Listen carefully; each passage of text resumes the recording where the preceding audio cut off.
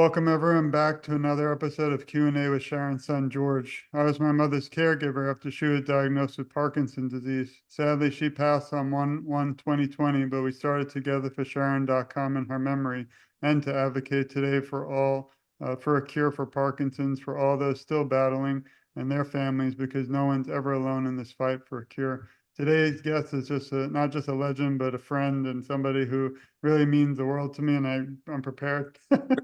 I pulled this out and I got the suit on just for him, but I really wanted to do a special welcome to Mr. Kosar. It's just really an honor, not just to know you and to follow you and to be a fan, but as a human being, a person, and somebody unfortunately now diagnosed, having you go public, speak out, and see the incredible energy you have makes me really inspired, but never want to stop fighting till we find a cure for you, your family, and for everyone out there. Really, such a pleasure to meet you today. Well, thank you, George. I don't want to make this sound like an over love fest, but I could really say the same about you. I really appreciate what you're doing and what you did for your mom, but now the genuine passion and love you have for people in the Parkinson's community and what you went through and what you're now trying to share and raise awareness for so many other people. It's just hats off to you. And then please call me Bernie, though, the Mr. Kosar. I so appreciate. And I'm so honored you've swelling my cranium by looking so styling in suit and tie today.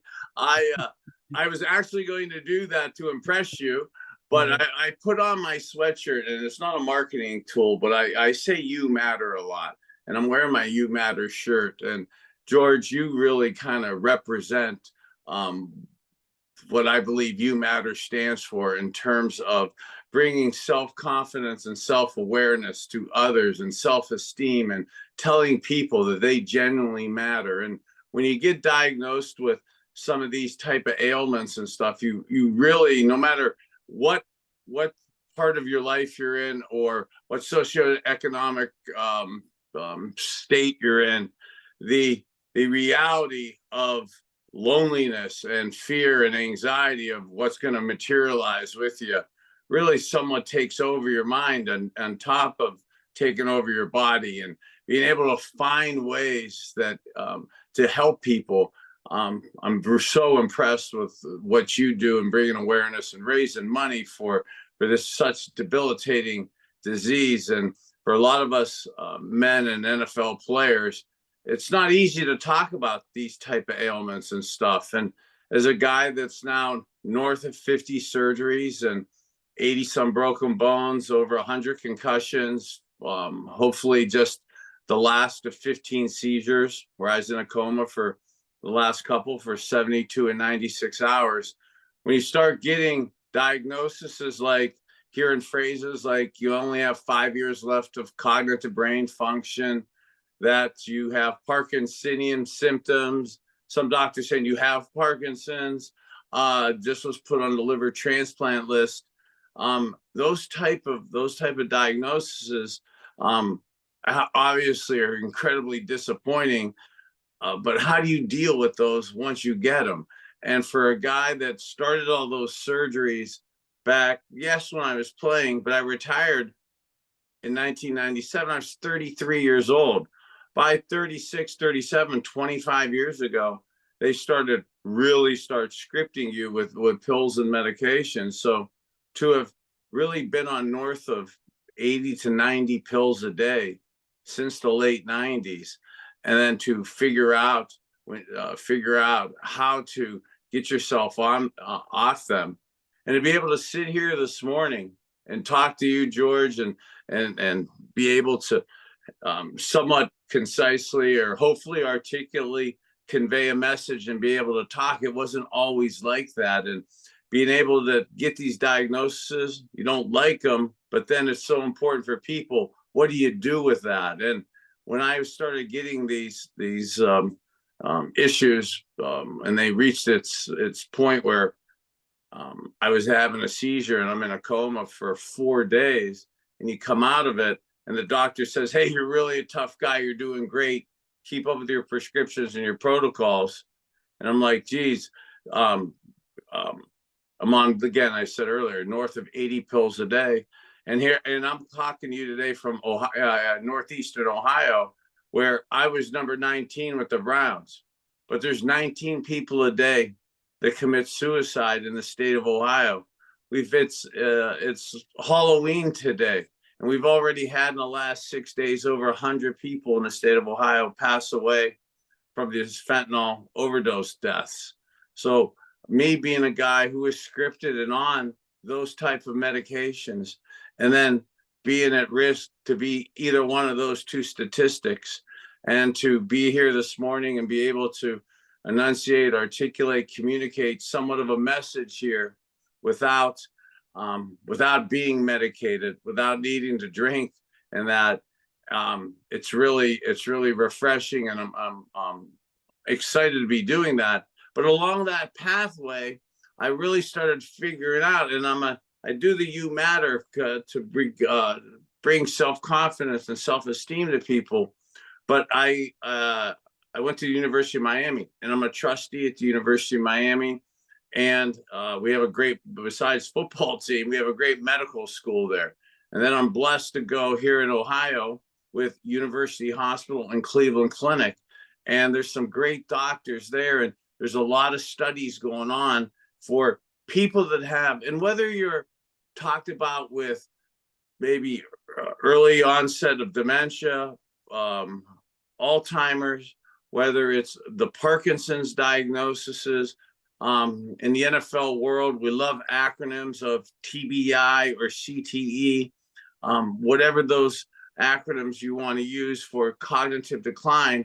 But really, I've been studying with doctors way smarter than me. So I'm only just trying to regurgitate back some of the things that they've taught me and studied.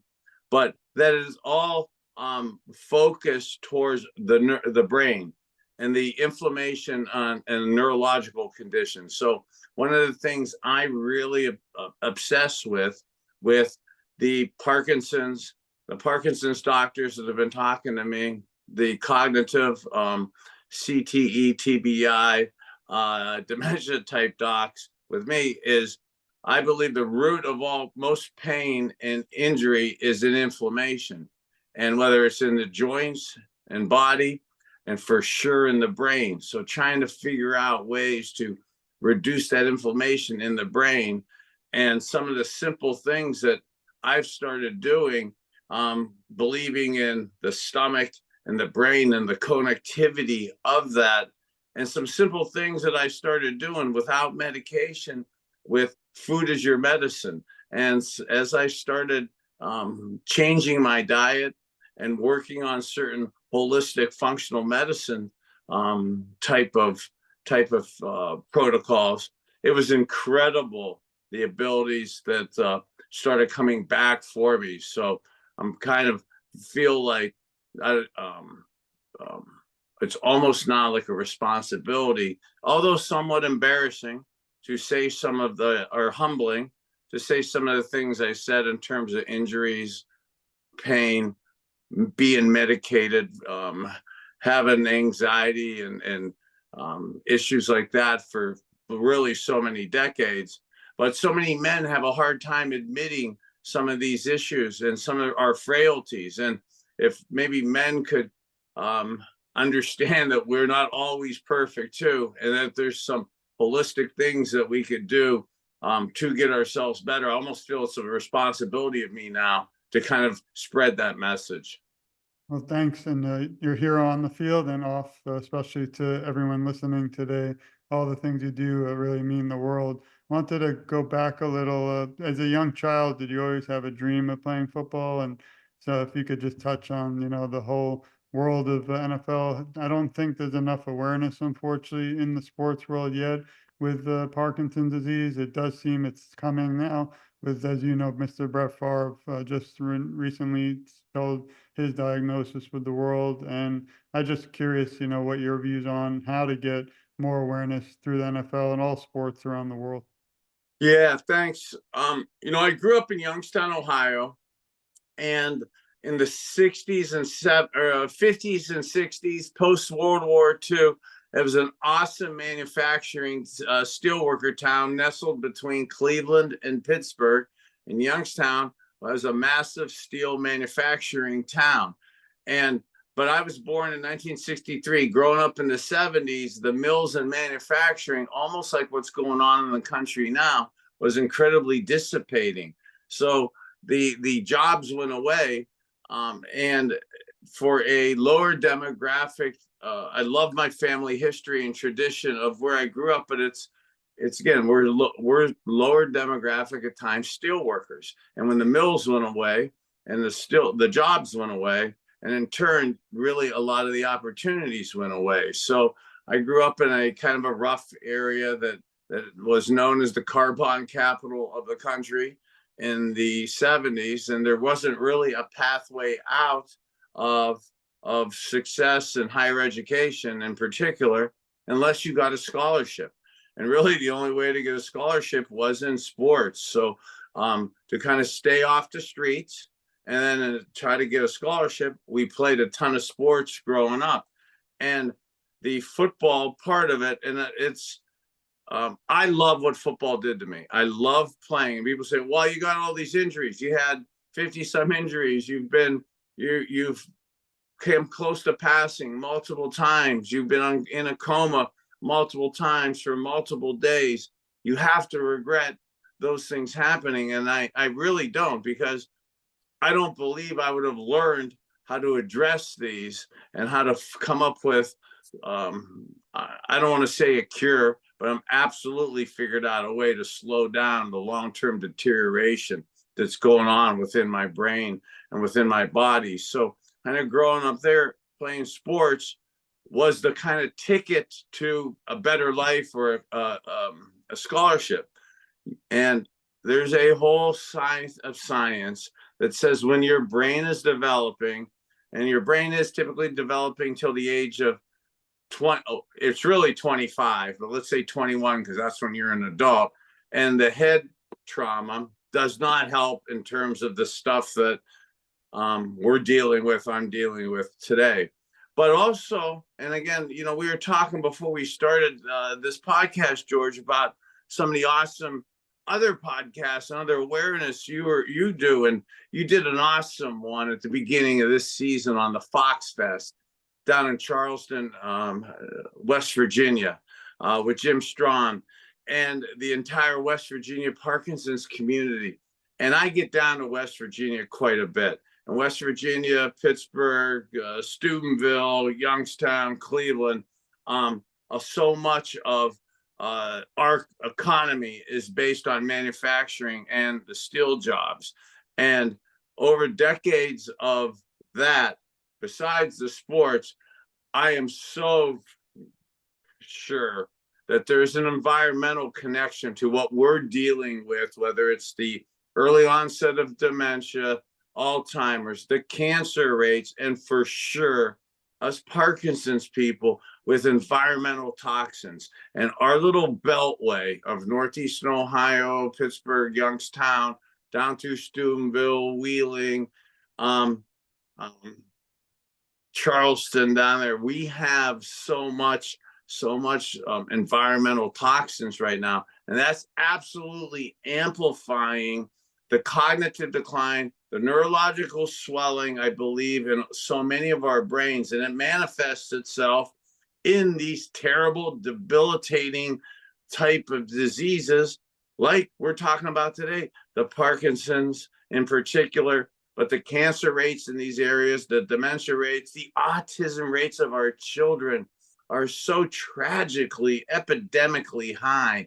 So I've really, in my healing, I've been really fixated on the detoxification of my body and and some of my businesses, I work on the detoxification of water and soil in our communities.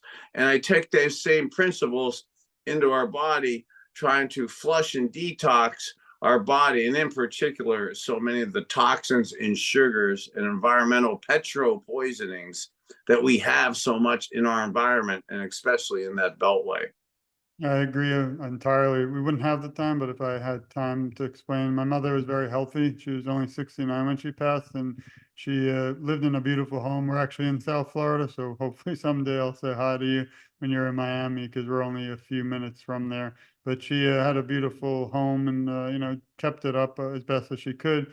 But she had mold, and back then, 10 years ago, she had termites, so they sprayed and sprayed, and who knows what obviously are in the environmental things that they're using in pesticides. And I do feel that was the only method or reason that she might have been diagnosed, because she had no other medical issues and she was pretty young. Oh my God, George, I have time.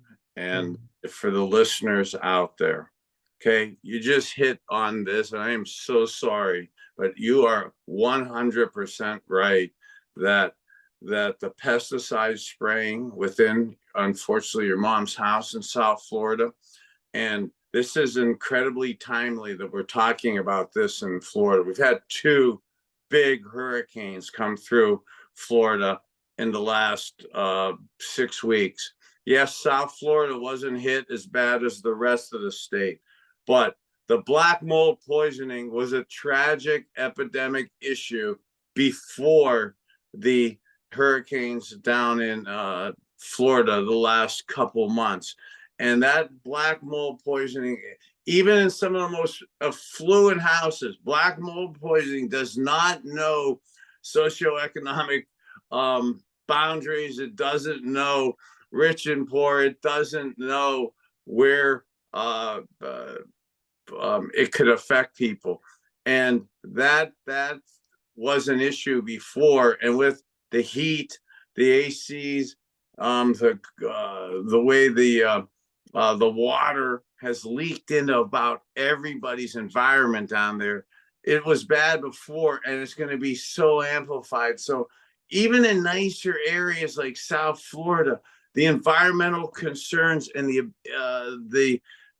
things like black mold and pesticides, because so many people are afraid of the cockroaches down there too. So that black mold and pesticides affect people even sometimes more, if not as tragically, as the petrochemical poisonings that we're finding, that we were just talking about, through the Youngstown, Pittsburgh, Cleveland, Steubenville, West Virginia area. And that is my passion right now. And I feel like my responsibility to talk about this and share with people some of the things that you almost have to do to detoxify yourself, because it's one thing it happened to your mom.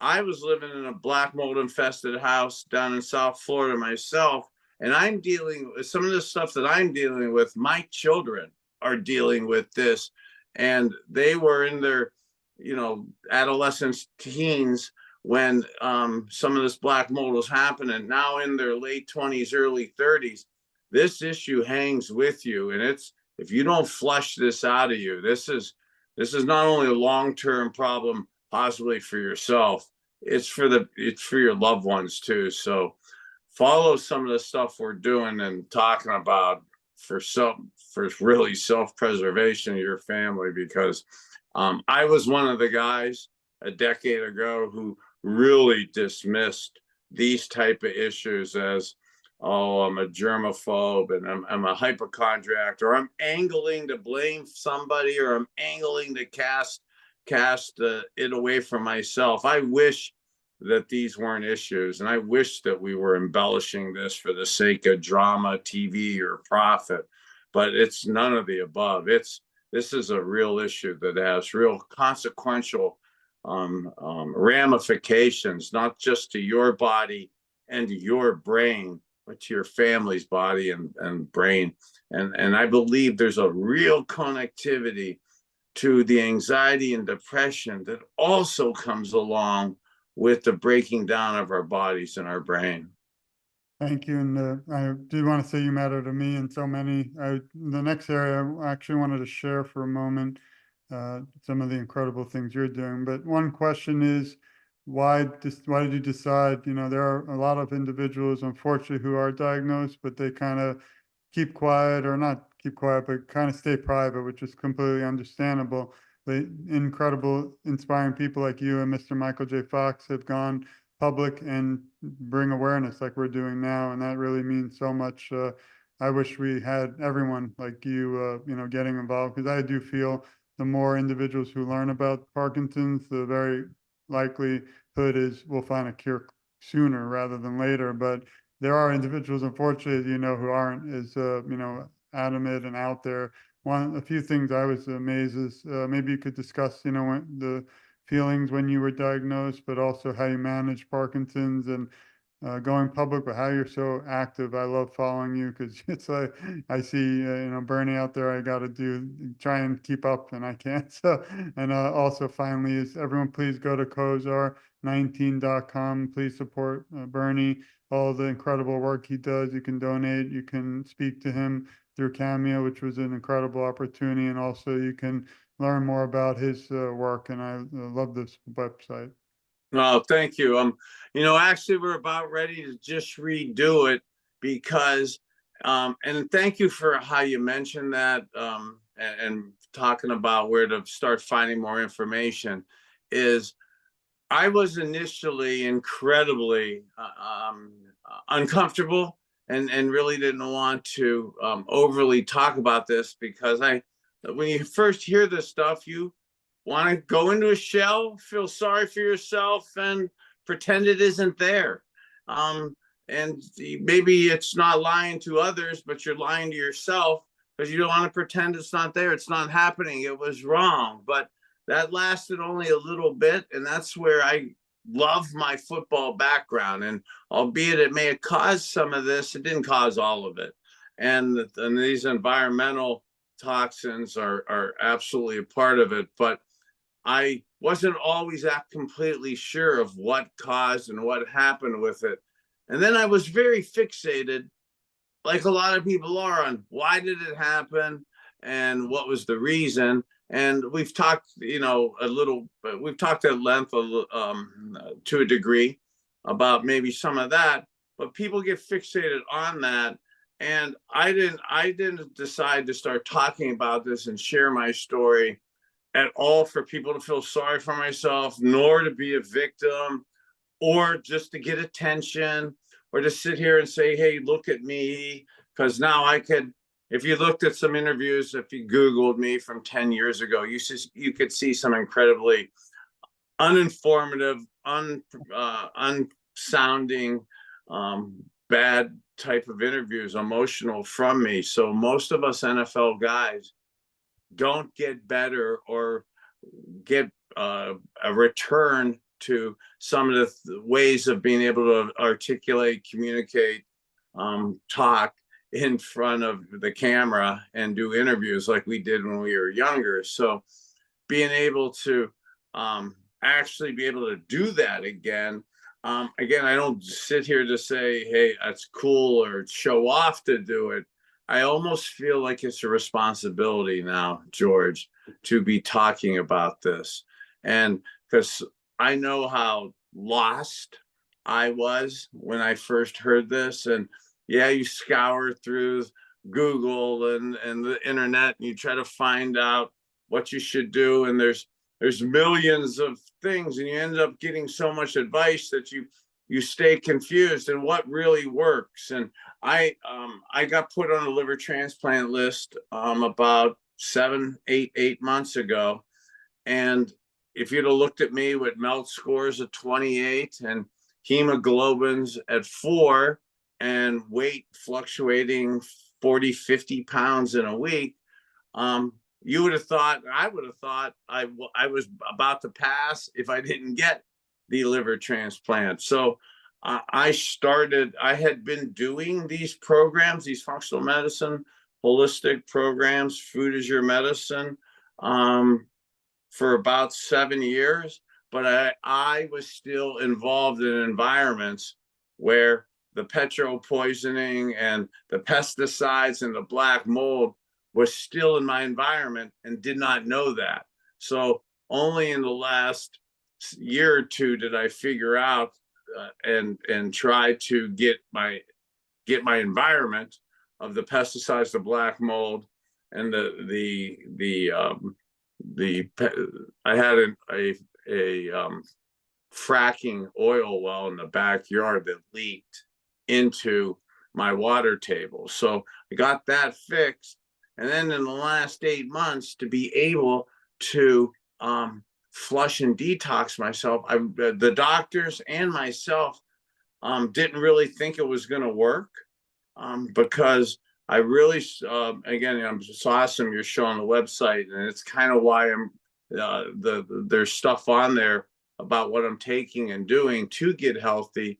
But I've really added a routine, a couple simple things, George, into my routine in the last few months that have turned my hemoglobins up to 14, my MELT score for a person with cirrhosis of the liver to go from a MELT score of 28 to a MELT score back down to 6 and 7, 8.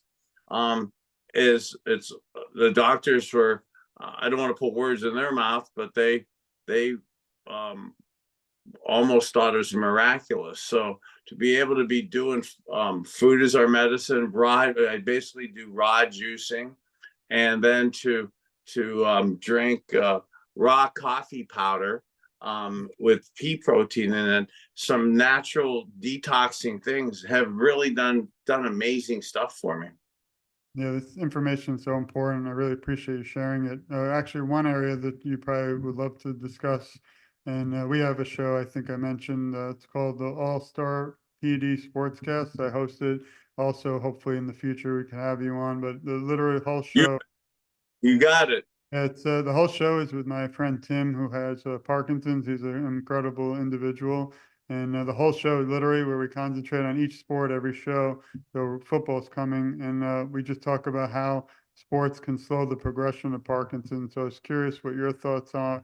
What kind of regimen for exercise do you do today, and do you feel that is an effective way to slow the progression for yourself? It doesn't, obviously everyone's journey is different, but I was just curious about, since you are, to me, you're not a former athlete, you'll always be an athlete, because, once it's in your blood, you're always going to be, love the sport. You might not be able to play it as much. Ironically, on Tuesday, I'm going for shoulder surgery. So we probably could sit for an hour and trade. I won't be able to beat you, but definitely have been a rough summer, and I don't even play football. So maybe you can, little touch on how exercise helps you today for all those listening, because that's very important. It's really the only, although there's no cure, it is the only method I've found in my research that can slow the progression of Parkinson's. So the short answer is absolutely love exercise for it. And, there's multiple, there's for the listeners there, you guys all know there's different types of Parkinson's, and I'd love to meet Michael J. Fox and see some of the things that he's gone through with, unfortunately, the more extreme version of that. And he's been an inspiration, I believe, to all of us, and how he's handled it. And George, what you're talking about your shoulder, okay? I was doing orthopedic recovery and not wanting to go back on pain pills, Adderall, and Vyvanse in my physical therapy recovery part.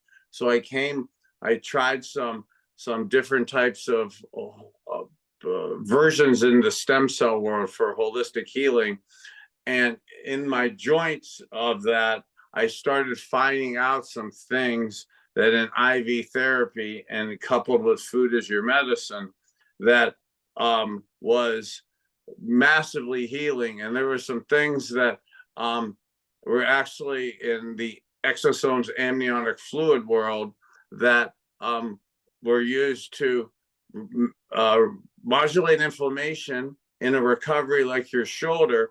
And I was doing that to try to avoid back surgery. So avoiding back surgery is That's another show. I don't know if you now had 4 back surgeries. Yes, and so you're the prime candidate for this. So it's great for orthopedic, but that's how I started also finding out that in the exosome peptide amniotic fluid world, which is evolutions of stem cells, that they are small enough to break the blood-brain barrier. So yes, they were amazingly modulating inflammation and increased increased healing in my orthopedic issues. But I believe it's, and we're still testing with it, but it was also something that I believe modulated inflammation, because it breaks the blood-brain barrier, and things like flying on airplanes now. 10 of my 15 seizures were on airplanes with altitude and stuff. And again, I said earlier in the podcast, the last two, I was in a coma for 72 and 96 hours. So believe that is one of the main things also that's helped reduce the inflammation in my brain, that's alleviated some of these pressures.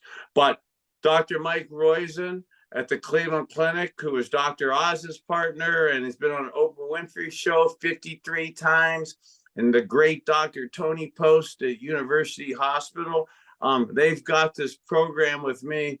And one of the core things of it for any of us now that's starting to get into middle age to older age for sure, 20 to 30 minutes a day of some cardio is incredibly helpful for, yes, us Parkinson's people for sure. So I like to, as a guy with balance issues that we have with Parkinson's, I like to do 20 to 30 minutes of a stationary bike, and then things like Tai Chi, that is balance and kind of muscle strengthening of your core, are incredibly helpful tools. And things like that, coupled with, I live with the Vitamix. I blend my vegetables and chew my fruit, and the raw coffee powder that we work with. And Dr. Roizen believes that roasted coffee is the #1 thing to flush and detox your liver and brain. I have both those issues. Obviously, us Parkinson's people have at least one of those. But when you are able to work on your stomach and brain connectivity with it, we're finding the raw coffee powder is incredible at glucose control. And that when we keep the whole bean together, the microbiomes are creating fiber that is really eating the sugar within the blood. And all of us, whether we have Parkinson's or not, sugar is our enemy, especially in America, where we have so much sugar in our packaged, processed, fast food. So this is a way to somewhat combat it by trying to control glucose within your body. And I believe there's a direct link to slowing down the deterioration that we're finding in our brain with things like Parkinson's. Thanks. Yeah, I mean, that's some incredible, important information that we really need out there. So I'm grateful for you sharing that. I'm sure many of the fans and viewers out there just dream of the moment to learn about, the exercise regimen you just shared. This exercise, and two, I would have given to your mom, George, down in Florida for sure. And when you're in those moldy kind of or plain environments, one of the studies we're showing is with inhaling of essential oils. And there's a proprietary mix of a small dose of menthol, eucalyptus, essential oils like frankincense, rosemary, tea tree, that under certain mixes are incredible to reducing toxins within the sinus cavity in the brain, and increasing endorphins in the midbrain, and increasing activity and energy within our midbrain. We are absolutely finding that is another way to for sure relieve brain fog, but also to help stimulate the core midbrain, which us as early stage dementia, early stage Parkinson's are trying to keep that activity in there, with the same principle that we're trying to use exercise for our bodies that correlate into the releasing endorphins into the brain. Yeah, thank you. And something that's important is the awareness that you're bringing literally this moment that we're talking. How do you think, well, first, again, I want everyone, please support Bernie, go into Kosar19.com. You can also go, which I did, to his Facebook, Bernie Kosar, his Instagram, Bernie Kosar official, and then I showed a few of the better interviews. I think you said the later ones weren't as accurate, but with the Yeah, NFL, I, yeah. the people that hacked into my Facebook, and Then we won't share face. I know. I mean, I'm going back into it, but I'm technically off a little bit, and that's from me as a guy. I'm trying to, as an old guy, learn the technology phase. But I'm going to learn it because again, it was to get these diagnoses is one thing, but to embrace the diagnosis and actually in maybe a narcissistic way, I'm enjoying it because it forced me to try to learn these remedies, these things to make me enjoy my day, be able to live a complete day, and be able to now be able to help so many other people. It's incredible the amount of people that are quietly suffering out there and think that there's so many complex, expensive things to do. And when you are able to articulate a couple of simple, concise things that you can get started with that do bring you relief, like again, I didn't expect raw coffee powder and essential oils inhalers to bring such relieve such brain fog within me and kind of get my brain ready to go in the day, to be able early in the morning to be able to want to do this and be able to and to actually be able to do it. And I also want to say how inspirational all of your social media is. Not only commend you, but admire you. When there are tough days, like I said, I had surgery the summer 3, I think, and kind of want to give up on my own issues. And then I see you out there fighting and still pushing. It kind of makes me literally from the hospital out of anesthesia, get the phone and start advocating for a Parkinson's cure, because that's much more important. Because it's the main message today, everyone, as you know. No one's alone, and Bernie's an incredible advocate who's making sure everyone out there listening, please share this, that you're never alone in this fight. We'll both be side by side fighting for a cure till it's at everyone's doorstep. So I wanted to just ask now, as we kind of wrap up, even though I could go for 20 hours straight and then you won't want to be my friend anymore, but what are some of your future kind of goals? What are some of the things you're working on now? And any other areas that you also wanted to kind of touch on? Again, I hope we could do this in many series over the years, and hope one day we'll be live together saying we found the cure. But until then, again, it's an honor to, be able to work with you side by side to this very important cause that I think I wish the NFL, the NBA, I wish all the sports organizations would kind of, touch on more. We have athletes like Kirk Gibson now in baseball, Brian Grant in basketball, probably likely in hockey, but there's just not enough awareness yet. I think we've now shifted that and changed it for the world, because it shows that, someone like you who is incredible out there fighting can allow a little guy like me the opportunity to work together, which really just not only resonates incredibly, but, if we just reach one person, I would say today, that feels alone out there, we've changed their life forever, and that's all my goal is. So again, I wanted to thank you, but maybe we can talk a little bit to conclude about, what your goals now moving forward, and, some of the things you're working on.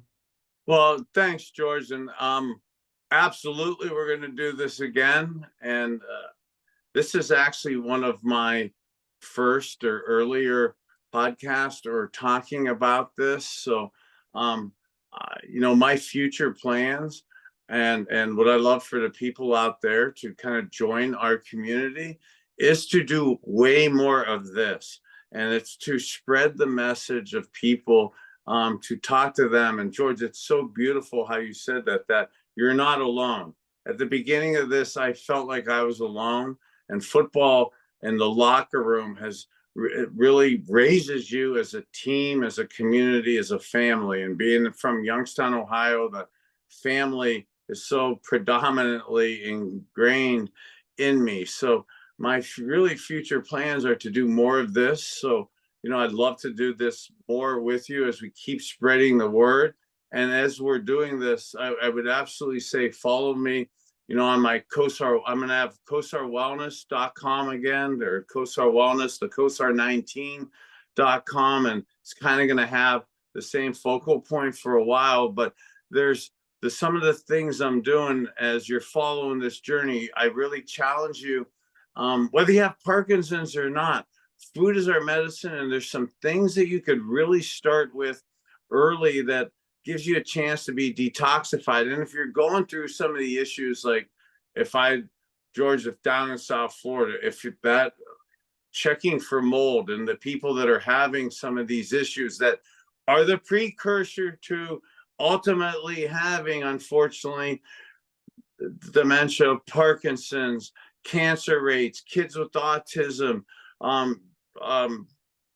the forgetfulness that comes along with age. Those are absolutely things that are manifested when you have those type issues. So there's some simple things as you're learning about what we're doing that you could follow along with me, whether it's the Kosar Wellness inhalers with menthol and stuff that are the essential oils that really help release the brain fog. I'm drinking the raw coffee powder today, and what that's been able to do with the raw juicing. And again, I'm an inbred Slovak. I'm proud of it. That grew up on kibasi and pierogi for breakfast. That's not the breakfast of champions. So for some of us that are challenged with these issues, be cognizant of what we're doing and what you're putting in your, what we're taking and putting in our mouth, because that is an effect, and we're able to maybe slow down. We're definitely able to slow down the deterioration that's going on within all of us. And my long-term future plans is to keep showing, not just telling people, but George, you mentioned how you get inspired by seeing me out there, by showing people that even with all the bad stuff and diagnoses that I have, and some of the tough, challenging things that I went through in football or in my early part of life, whether it was because of others or just self-induced, to still be out there doing things and getting better. I don't do that to brag, but to show people that you could live like this, and trying and following some of the kind of simple things we're doing at Kosar Wellness. I would kind of spread that message so that people could really, that anxiety, that depression, that uncertainty that's going on within all of us, that I could help mitigate some of those issues.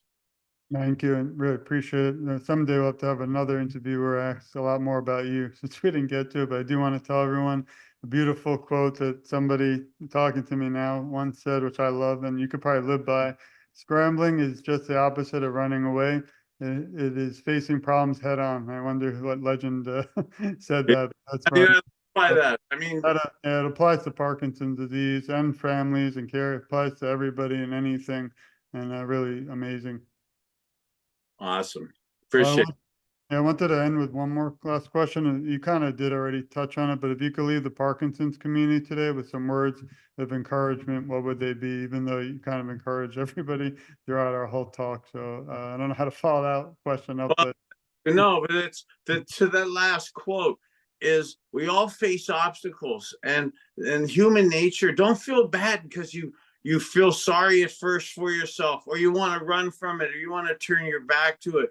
But being able to face your issues head on, and to be proud that we're not perfect, and to not have to put up a mask to say and to show complete happiness and complete perfection, when all of us sometimes we fall short. So showing that it's okay to sometimes have issues, and then face them, and then try to find people you love and trust that actually care about you and could make a difference in trying to genuinely get you healthy. And I feel like I've been disappointed, bluntly, in so many people in my environment and in my life that weren't there for me when I kind of thought they were going to be. So kind of somewhat forced on a little bit on my own to figure out. And this Jimmy Johnson had an awesome line.